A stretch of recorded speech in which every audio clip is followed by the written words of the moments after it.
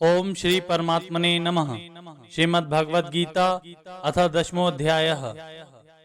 श्री भगवान 7वें अध्याय में अपने हृदय की बात विज्ञान सहित ज्ञान कह रहे थे।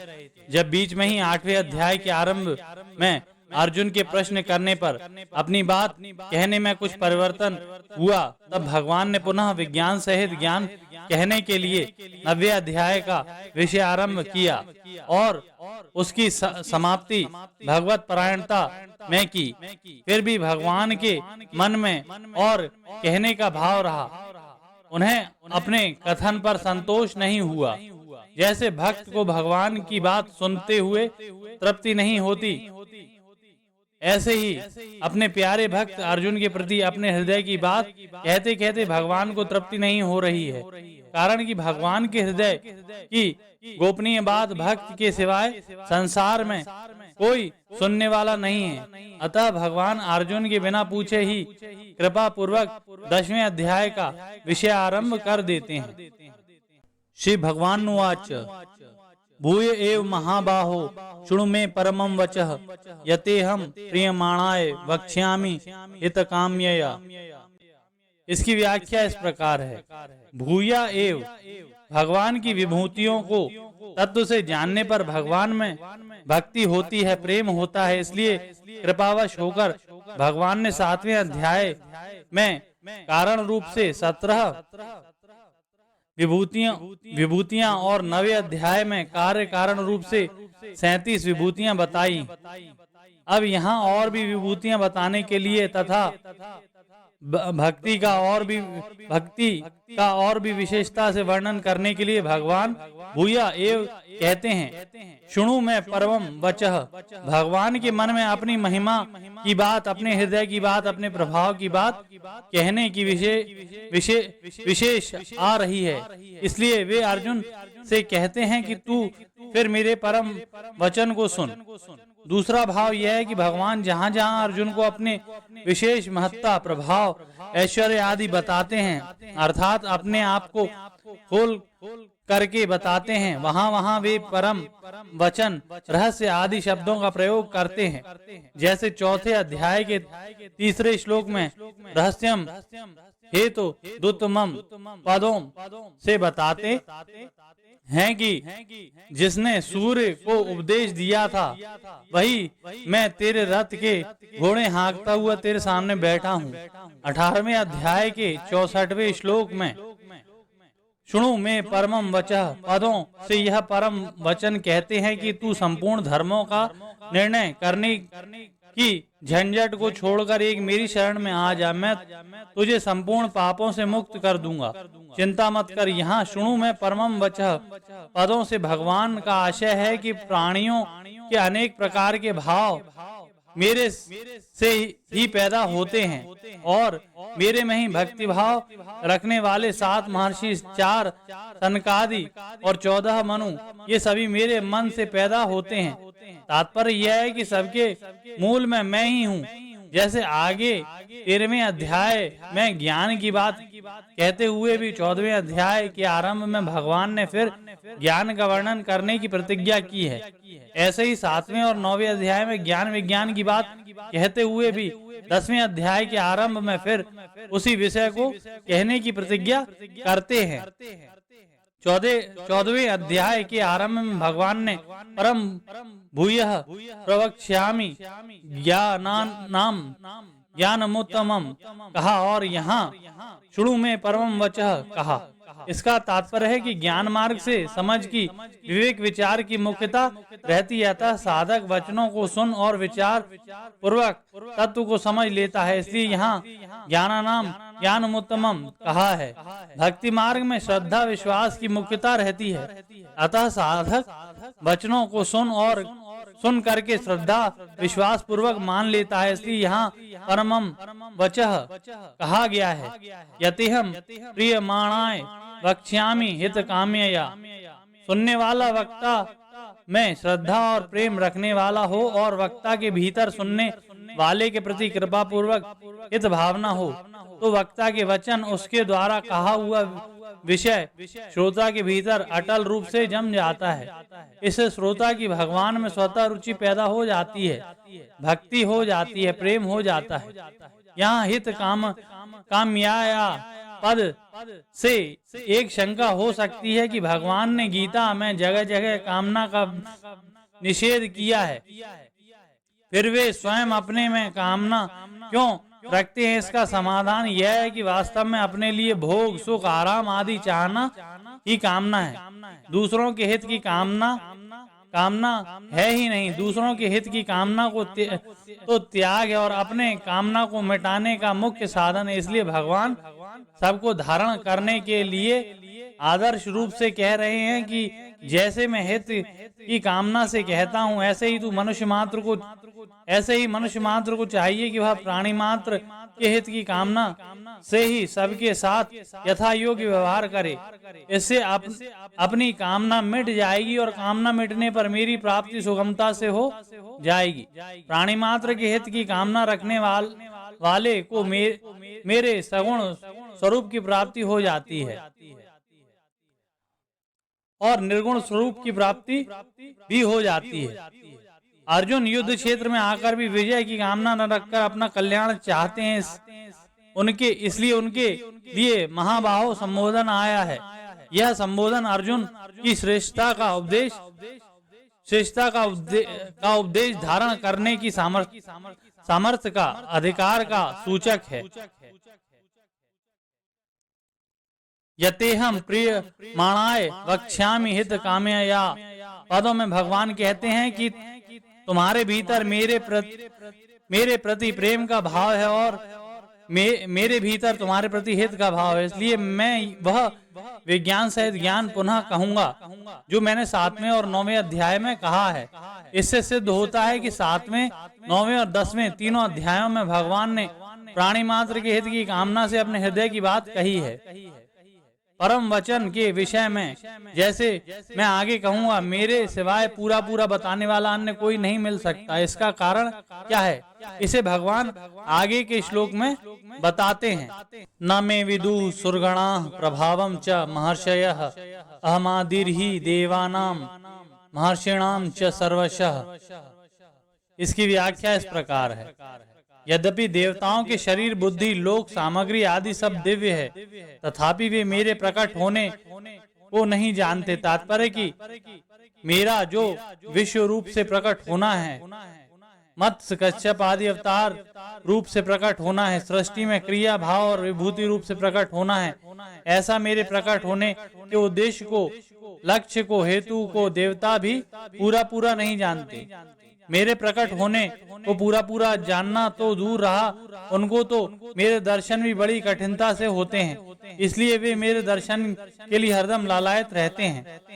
ऐसे ही जिन महर्षियों ने अनेक ऋचाओं को, मंत्रों को, विद्याओं को, विलक्षण शक्तियों को प्रकट किया है, जो संसार से ऊंचे उठे हुए हैं, जो दिव्य अनुभव से युक्त हैं, जिनके लिए कुछ करना, जानना और पाना बाकी नहीं रहा है, ऐसे तत्वज्ञ जीवन मुक्त महर्षि लोग भी मेरे प्रकट होने को, अर्थात मेरे अवतारों को, अनेक प्रकार की लीलाओं को, मेरे महत्व को पूरा नहीं जानते। यहाँ भगवान ने देवता और महर्षि इन दोनों का नाम लिया है। इसमें ऐसा मालूम देता है कि ऊंचे पद की दृष्टि से देवता का नाम और ज्ञान की दृष्टि से महर्षि का नाम लिया गया है। इन दोनों का मेरे प्रकट होने को न जानने में कारण यह है कि मैं देवताओं और महर्षियों का सब प्रकार से आदि हूँ। उनमें जो कुछ बुद्धि है, शक्ति है, सामर्थ्य है, पद है, प्रभाव है, महत्ता है, वह सब उन्होंने मेरे से ही प्राप्त की है। अतः मेरे से प्राप्त किए हुए प्रभाव, शक्ति, सामर्थ्य आदि से वे मेरे को पूरा कैसे जान सकते हैं, अर्थात नहीं जान सकते। जैसे बालक जिस माँ से पैदा हुआ है, उस माँ के विवाह को और अपने शरीर के पैदा होने को नहीं जानता, ऐसे ही देवता महर्षि मेरे से प्रकट हुए हैं। अतः वे मेरे प्रकट होने को और अपने कारण को नहीं जानते।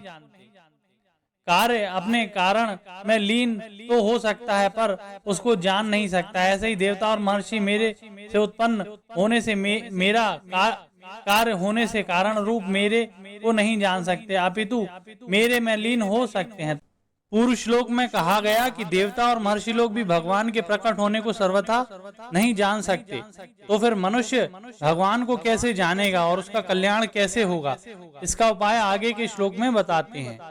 यो मम जवनादि च वेति लोक महेश्वरम असमूढ़ः स मर्त्येषु सर्व पापे प्रमुच्यते।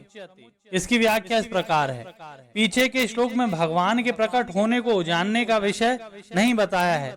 इस विषय को तो मनुष्य भी नहीं जानता, पर जितना जानने से मनुष्य अपना कल्याण कर ले उतना तो वह जान ही सकता है। वह जानना अर्थात मानना यह है कि भगवान आज अर्थात जन्म रहित हैं, वे अनादि हैं, अर्थात यह जो काल कहा जाता है उसमें आदि अनादि शब्दों का प्रयोग होता है। भगवान उस काल के भी काल हैं। उन कालातीत भगवान में काल का भी आदि और अंत हो जाता है। भगवान संपूर्ण लोगों के महान ईश्वर हैं, अर्थात स्वर्ग, पृथ्वी और पाताल रूप जो त्रिलोकी हैं तथा उस त्रिलोकी में जितने प्राणी हैं और उन प्राणियों पर शासन करने वाले जितने ईश्वर हैं, उन सब ईश्वरों के भी महान ईश्वर भगवान है। इस प्रकार जानने से अर्थात श्रद्धा विश्वास पूर्वक दृढ़ता से मानने से मनुष्य को भगवान के अज अविनाशी लोक महेश्वर होने में कभी किंचित मात्र भी संदेह नहीं होता। असमूढ़ः स मर्त्येषु सर्व पापे प्रमुच्यते। भगवान को अज अविनाशी और लोक महेश्वर जानने से मनुष्य पापों से मुक्त कैसे होगा? भगवान जन्म रहित हैं, नाश रहित हैं, अर्थात उनमें कभी किंचित मात्र भी परिवर्तन नहीं होता। वे अजन्मा तथा अविनाशी रहते हुए ही सबके महान ईश्वर हैं।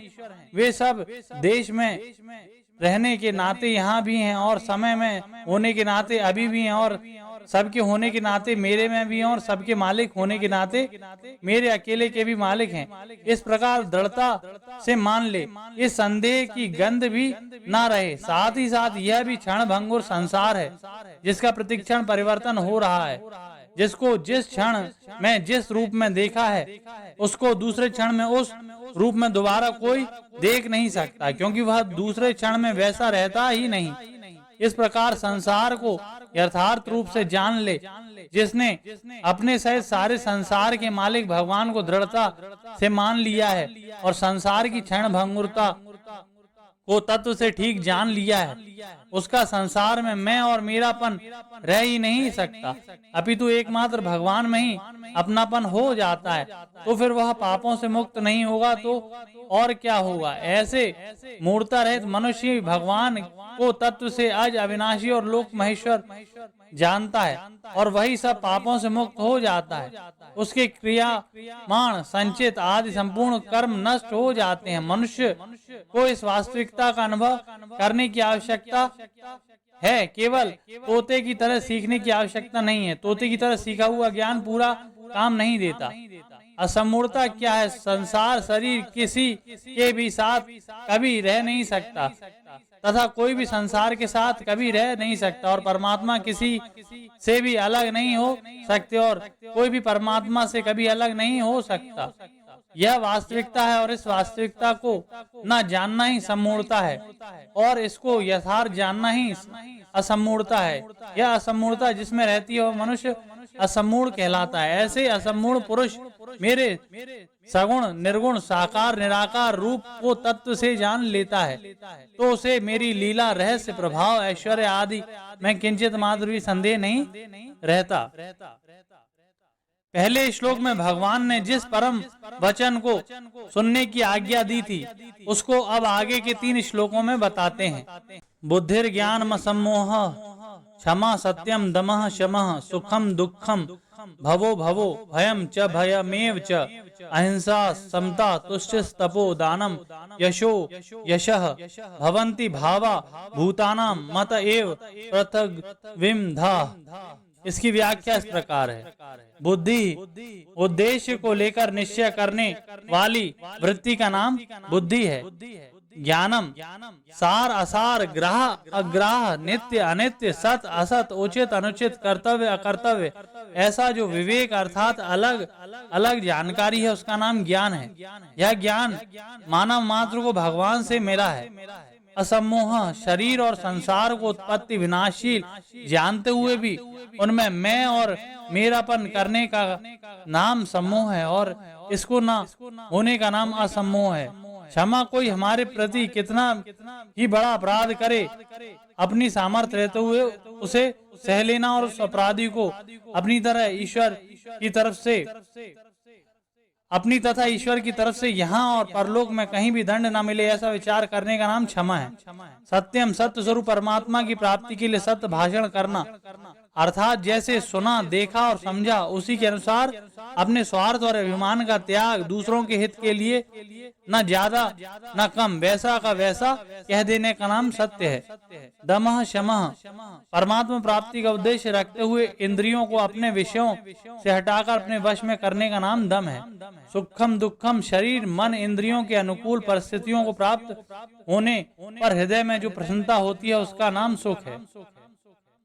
भवो भवा सांसारिक वस्तु व्यक्ति घटना परिस्थिति भाव आदि के उत्पन्न होने का नाम भाव है। भयम च भयमेव च अपने आचरण भाव आदि शास्त्र और लोक मर्यादा के विरुद्ध होने से अंतःकरण में अपना अनिष्ट होने की जो आशंका होती है उसको भय कहते हैं। अहिंसा अपने तन मन और वचन से किसी भी देश काल परिस्थिति आदि में किसी भी प्राणी को किंचित मात्र भी दुख न देने का नाम अहिंसा है। समता तरह तरह के अनुकूल और प्रतिकूल वस्तु व्यक्ति घटना परिस्थिति आदि में प्राप्त होने पर भी अपने अंतःकरण में कोई विषमता न आने का नाम समता है। तुष्टि आवश्यकता से ज्यादा रहने पर भी कम मिले तो उसमें संतोष करना और मिले ऐसी इच्छा न करना तुष्टि है। तब अपने कर्तव्य का पालन करते हुए जो कुछ कष्ट आ जाए, प्रतिकूल परिस्थिति आ जाए, उन सब को प्रसन्नता पूर्वक सहने का नाम तप है। दानम प्रत्युपकार और फल की किंचित मात्र भी इच्छा न रखकर प्रसन्नता पूर्वक अपनी शुद्ध कमाई का हिस्सा सत्पात्र को देने का नाम दान है। यशः मनुष्य के अच्छे आचरणों भावों और गुणों को लेकर संसार में जो नाम की प्रसिद्धि प्रशंसा आदि होते हैं उनका नाम यश है। भवन्ति भव भूताना मत एव पृथग्विंधा प्राणियों के पृथक पृथक और अनेक तरह के भाव मेरे से ही होते हैं, अर्थात उन सब को सत्ता स्फूर्ति शक्ति आधार और प्रकाश मुझ लोक महेश्वर से ही मिलता है। तात्पर्य की तत्व में सबके मूल में मैं ही हूँ। यह मता पद से भगवान का योग सामर्थ्य प्रभाव और प्रत्येक विधा पद से अनेक प्रकार की अलग अलग विभूतियां जाननी चाहिए। ज्ञान की दृष्टि से तो सभी भाव प्रकृति से होते हैं, पर भक्ति की दृष्टि से सभी भाव भगवान से होते हैं। अगर इन भावों को जीव का माने तो जीव भी भगवान की ही परा प्रकृति होने से भगवान से अभिन्न है। अतः ये भाव भगवान के ही हुए। भगवान में तो ये भाव निरंतर रहते हैं, पर जीव में अपरा के संग से आते जाते रहते हैं। भगवान से उत्पन्न होने के कारण सभी भाव भगवत स्वरूप ही हैं। पृथग्विधा कहने का तात्पर्य है कि जैसे हाथ एक ही होते हैं पर उसमें उंगलियां अलग अलग होती हैं, ऐसे ही भगवान एक ही हैं पर उनसे प्रकट होने वाले भाव अलग अलग हैं। एक ही भगवान में अनेक प्रकार के परस्पर विरुद्ध भाव एक साथ रहते हैं। महर्षयः सप्तः पूर्वे चत्वारो मानवस्तथा मद्भावा मानसा जाता येषाम लोका इमा प्रजा। इसकी व्याख्या इस प्रकार है। पीछे के 2 श्लोकों में भगवान ने प्राणियों के भाव रूप से 20 विभूतियां बताई।